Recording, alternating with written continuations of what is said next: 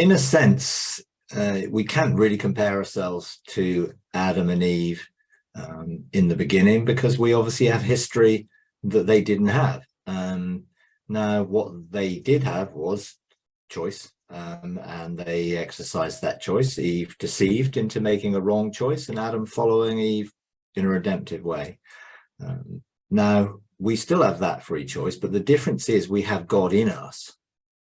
We have a relationship with God in which we've already seen what the consequences of the choices are that we've already made. And therefore, those consequences and the effects of our past and the way God has looked to restore us and make us whole from it, in the relationship we have with him, the Holy Spirit, Jesus, the way, the truth, and the life, are there along with the Father to help us make choices.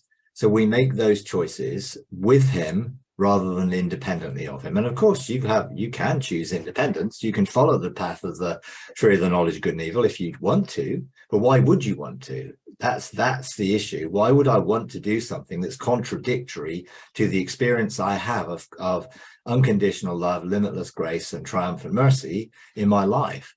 Why would I want to make a decision that would affect my life negatively and take me back onto a path? Now, I'm not saying that this isn't a process, or the process of renewing the mind to remove the lies and neural pathways linked to behaviors and triggers from the past isn't an ongoing one. It is. But the more we enter into a relationship with God and have that relationship on a day-to-day basis and come into that place where I present myself as a living sacrifice, I don't want free choice. I surrender my free choice. And I've done that for the last 10, 12, 15 years.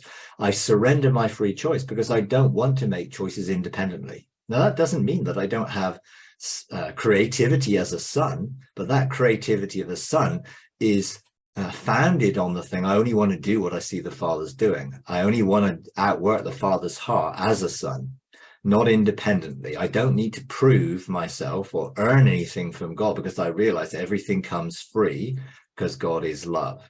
So that's the motivation in my life, which enables me to make choices which are aligned to that. Now, I'm not saying I'm perfect, or sometimes I make a wrong choice, but even if I do make a wrong choice, I know the mercy of God, the grace of God, and the love of God are so overwhelming that he will look to bring good out of even the choices I make, which aren't ideal. So I think some of it is when you enter into that deep relationship, then you don't have to be afraid of choice if you make those choices in relationship, not outside of it. If you make choices outside of our relationship with God, then they can be hit or miss. But the more we spend time with God, and the more that becomes a constant state of being and a state of communion, the less likely we are to make choices that would contradict that state of union and oneness and intimacy and love. So I would just encourage you, just focus not on the choices, but on the relationship, and let the relationship inspire the choices.